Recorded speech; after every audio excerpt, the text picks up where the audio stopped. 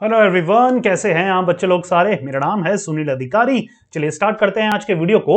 आज के वीडियो में हम डिस्कस करने वाले हैं नॉन इकोनॉमिक एक्टिविटीज क्या होती है, नॉन इकोनॉमिक एक्टिविटी का जो बिजनेस पार्ट है, बिजनेस क्या है, उसकी कैरेक्टरिस्टिक्स क्या है, सब कुछ डिटेल्ड तरीके से हम पढ़ने वाले हैं। तो बिना कोई देरी करे वीडियो करते हैं स्टार्ट। चलिए स्टार्ट करेंगे आज के वीडियो में। सबसे पहली चीज जो हम पढ़ेंगे वो है नॉन इकोनॉमिक एक्टिविटी क्या होता है, या नॉन इकोनॉमिक एक्टिविटीज हम कैसे परस्यू करते हैं, उनको कैसे समझना है, सब कुछ बहुत ही बेसिक लेवल से हम स्टार्ट करते हैं। चलिए, the activities which are undertaken by an individual with a motive of getting a psychological satisfaction. Underline कर रहा हूं मैं साइकोलॉजिकल सेटिस्फेक्शन को। अच्छा, अंडरलाइन से बढ़िया हाईलाइट कर दूं ताकि आपको और अच्छे से समझ में आ जाए। ठीक है, एक बार इसको हाईलाइट कर लेते हैं। मैं थोड़ा सा इसको एरेज कर देता हूं, हाईलाइट करूंगा आपको, है ना। हाईलाइट से थोड़ा सा क्लियर हो जाएगा तो मजे आएंगे आपको। ठीक है, साइकोलॉजिकल सेटिस्फेक्शन को मैं यहाँ पर हाईलाइट कर रहा हूँ, है ना। साइकोलॉजिकल सेटिस्फेक्शन, ठीक है। साइकोलॉजिकल सेटिस्फेक्शन क्लियर हो रहा है, हाईलाइट से हो रहा है कि क्लियर, या वही ठीक था, देख लेना आप। ठीक है, चलो साइकोलॉजिकल सेटिस्फेक्शन देखते हैं। Known as a non economic activity. देखिए, नॉन इकोनॉमिक, इकोनॉमिक से मतलब था मनी। ऐसी कोई भी एक्टिविटी जो कि आप करते हैं जहां पर मनी इन्वॉल्व नहीं होता, आप सिर्फ अपने मेंटल पीस के लिए करते हैं, या फिर कोई भी ऐसा काम जहां पर आप एक सर्विस दे रहे हैं जहां पर आपका इन रिटर्न कुछ भी पाने का मकसद नहीं है। थोड़ा सा फिलोसॉफिकल हो गया। The activity which are undertaken by individual with the motive of getting psychological satisfaction are known as non economic activity. ठीक है, थोड़ा सा पेन को थिक करता हूं मैं ताकि आपको समझने में, थोड़ा सा इसको थिक कर लेते हैं, है ना। बस चलिए, देखिए एग्जाम्पल देखते हैं। एग्जाम्पल क्या है, गोइंग टू टेम्पल। कोई इनकम अर्न कर रहे हो क्या टेम्पल जाके? अच्छा, चैरिटी करते हैं लोग। चैरिटी क्या है, हमको एक साइकोलॉजिकल सेटिस्फेक्शन देता है, इन रिटर्न हमें कुछ नहीं मिल रहा। अगर आप किसी को गिफ्ट देते हैं बर्थडे पार्टी पे और एक्सेप्ट करते हैं, एक्सपेक्ट करते हैं कि वो भी आपको गिफ्ट दे, तो वो बेटा बिजनेस हो गया। ठीक है, तो वो बिजनेस हो गया। सोशल सर्विस करना, प्रोडक्शन ऑफ सेल्फ कंजप्शन। एक एग्जांपल देता हूं आपको, जो बुक्स वगैरह में भी आपके मेंशन एनसीईआरटी में नियर अबाउट। देखिए, अगर एक मदर मदर घर में खाना बनाती है और वो खाना अलग अलग स्कूल में, ऑफिसेज में, टिफिन सेंटर्स की तरह जाता है, मतलब मम्मी खाना बनाती है और वो खाना अलग अलग स्कूल में, कॉलेजेस में जाता है, ऑफिसेज में जाता है, उससे मम्मी इनकम अर्न कर रही है, तो वो कहलाई जाएगी इकोनॉमिक एक्टिविटीज। वो इकोनॉमिक एक्टिविटी कहलाई जाएगी।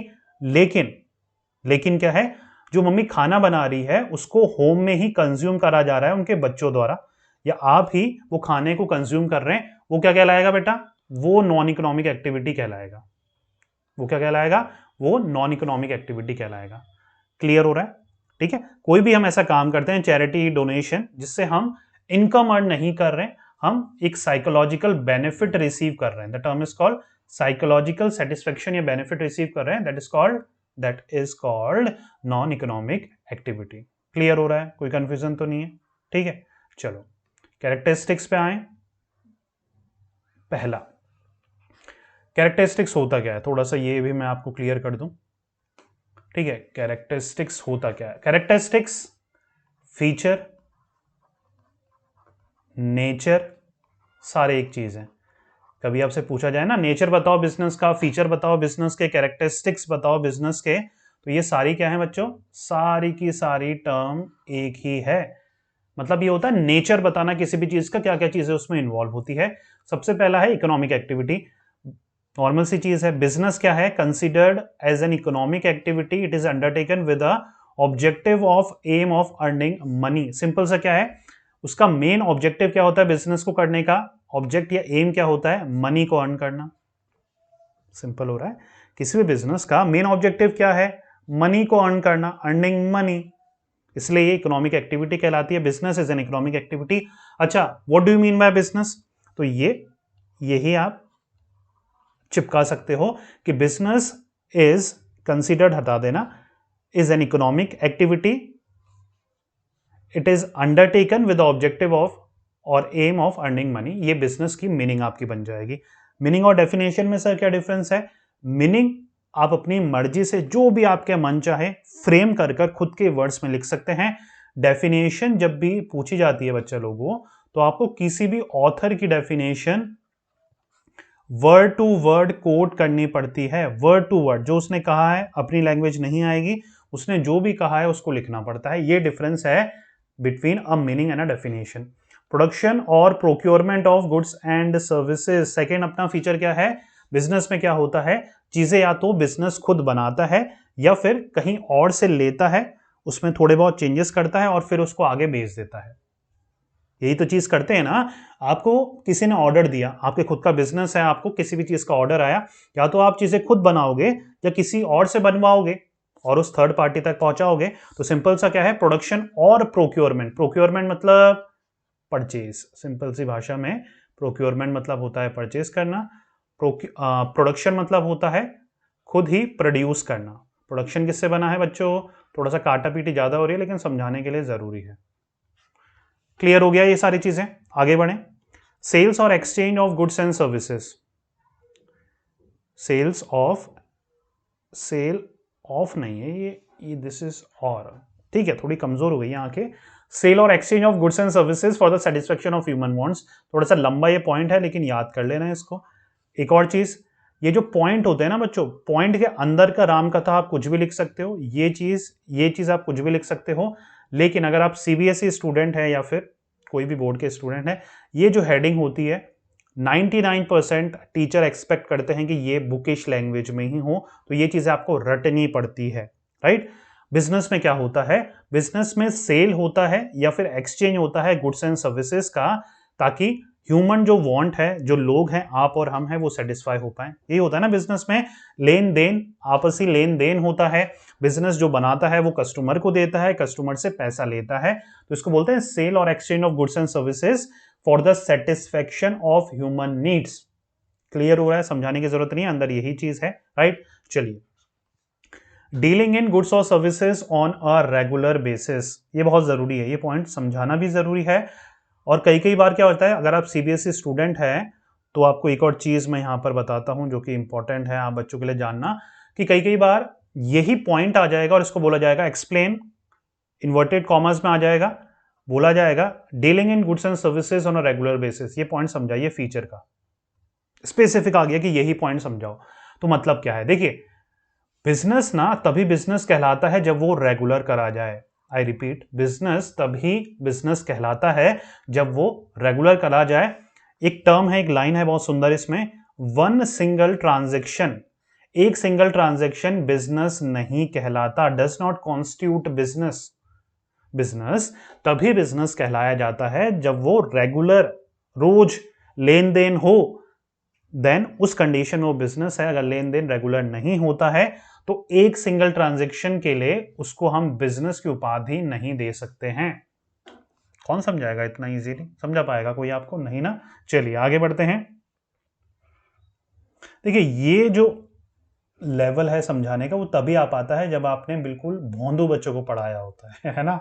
चलिए, और मैंने लाइफ में ज्यादातर भोंदू बच्चों को पढ़ाया जिनको, जो डिजर्व करते हैं 8th क्लास और उनको मिल गई है 11th या 12th क्लास, ठीक है।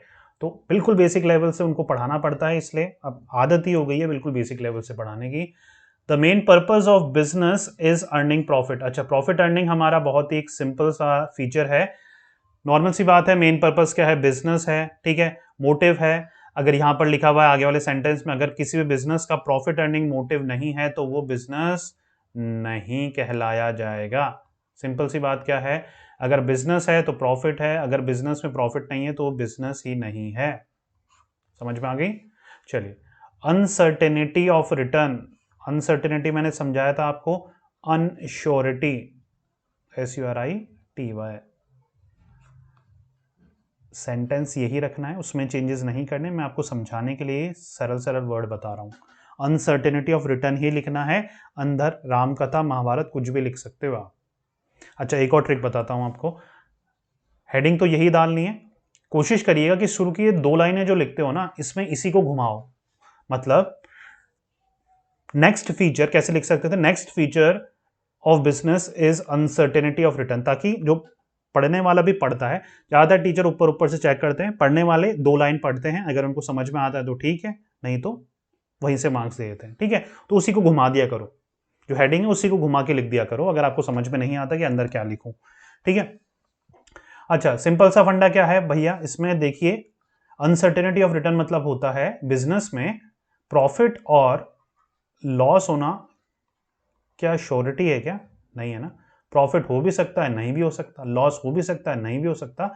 तो बिजनेस तो भैया बिजनेस है, there is an uncertainty always. Business में अनसर्टेनिटी होगी, कभी प्रॉफिट होगा कभी नहीं होगी, क्योंकि देखो बिजनेस डिपेंड करता है कस्टमर्स पे, और कस्टमर का टेस्ट क्या है, कस्टमर का नेचर बहुत ही अनप्रिडिक्टेबल है, ठीक है। तो उसके नेचर, टेस्ट, प्रेफरेंस, हैबिट्स वगैरह चेंज होती रहती है। तो हमें अपने बिजनेस को अडेप्ट करना पड़ता है, मॉडिफाई करना पड़ता है, चेंजेस करने पड़ते हैं, न्यू थिंग्स लॉन्च करनी पड़ती है, ठीक है। नहीं तो जो आप 10 साल पहले जिस तरीके से बिजनेस कर रहे थे, अगर आज के टाइम में भी वैसा करोगे तो कहीं बिजनेस टिकने वाला ही नहीं है। क्लियर हो रहा है? तो ये थे हमारे 6, बुक में 7 8 दे रखे हैं, आपको 7 8 करने हैं। अच्छा, कई जगह फीचर दे रखे हैं 10 12 और मैंने 8 ही कर रखे हैं। उसका मतलब क्या है, वो 8 ही करने लायक है और वही आएंगे, और आते भी नहीं है और करने का मतलब भी नहीं है। क्वेश्चन कैसे आएगा अगर लॉन्ग में आता है तो, what do you mean by business, explain the feature और कैरेक्टरिस्टिक ऑफ अ बिजनेस। तो देखिए यहां पर क्या होता है, जितने मार्क्स का भी आपका क्वेश्चन है, मान के चलिए 6 मार्क्स का ये क्वेश्चन आ रहा है, थोड़ा सा आपको मार्किंग स्कीम समझाता हूं, टीचर चेक कैसे करते हैं। 6 मार्क्स का आपका क्वेश्चन आ रहा है, तो 2 मार्क्स का तो आपका, या 1 या 2 मार्क्स का तो आपका मीनिंग हो गई बिजनेस की, और 4 का मार्क्स का आपका फीचर हो गया। तो जितने मार्क्स का भी क्वेश्चन होता है उतने पॉइंट तो हमें लिखने ही लिखने पड़ते हैं। हमेशा एक ज्यादा लिखिए, ताकि एक कोई पॉइंट गलत भी हो गया तो उसका बेनिफिट ऑफ द डाउट मिल जाए आपको एक सही का। मान के चलो मीनिंग नहीं पूछी, सिर्फ कैरेक्टरिस्टिक्स पूछे और वो आ गए आपके 6 मार्क्स के, ठीक है। थोड़ा सा इसको इरेज करके बताऊं, या बहुत ज़्यादा वो हो गया आपका, थोड़ा सा इसको इरेज कर देता हूं मैं, है ना, बहुत ज़्यादा काटा पीटी कर दी मैंने, समझाने के लिए सब कुछ करना पड़ता है, ठीक है। ऊपर का पोर्शन तो ठीक हो गया, मैं यहाँ पर समझा देता हूँ आपको एक चीज़। देखो यहाँ पर क्या होता है, अगर कैरेक्टरिस्टिक्स ऑफ अ बिजनेस पूछा गया 6 मार्क्स का, तो आपको 6 पॉइंट वहां पर लिखने ही लिखने हैं, एक एक्स्ट्रा भी लिख सकते हो, ताकि इन 6 में से अगर कोई गलत होता है, ठीक है, तो कोई बात नहीं, एक एक्स्ट्रा लिखा है ना, 7 लिखे हैं, तब भी 1 1 1 1 हर में देगा टीचर, तो आपके 6 आउट ऑफ 6 आने के चांसेस बन जाते हैं। क्लियर हो रहा है ना, ठीक है। ये टीचर के फंडे हैं, इसलिए मैं आपको समझा रहा हूँ। एज ए स्टूडेंट आप ये इंप्लीमेंट कर सकते हैं अपने बोर्ड्स वगैरह में भी, अपने एनुअल एग्जामिनेशन में। अगर आप कॉलेज के स्टूडेंट हैं तो इसको फाइनल एग्जामिनेशन में इंप्लीमेंट करो, वहाँ तो आपको बहुत पेजेस भरने से मतलब है। कॉलेज के स्टूडेंट हैं तो वहाँ पर वर्ड लिमिट मतलब होती है बच्चा पेज भरना, जितना पेज भरोगे उतने ज़्यादा आपको मार्क्स मिलेंगे, ठीक है। वो बाकी की चीज़ें हैं। मैनेजमेंट के टॉपिक लेने वाला हूँ मैं, बीबीए की क्लासेस भी बहुत जल्दी स्टार्ट करूंगा बिजनेस मैनेजमेंट की, तो उसके लिए भी आप वेट करिएगा, राइट। चलो बच्चों, मिलेंगे नेक्स्ट वीडियो में, बिजनेस और कैरेक्टरिस्टिक डिस्कस करेंगे। नेक्स्ट वीडियो में हम मल्टीपल ऑब्जेक्टिव देखने वाले हैं, तो वो वीडियो भी देखना मत भूलिएगा। This is your host Sunil signing off, thank you so much for watching, मिलते हैं नेक्स्ट वीडियो में, टेक केयर।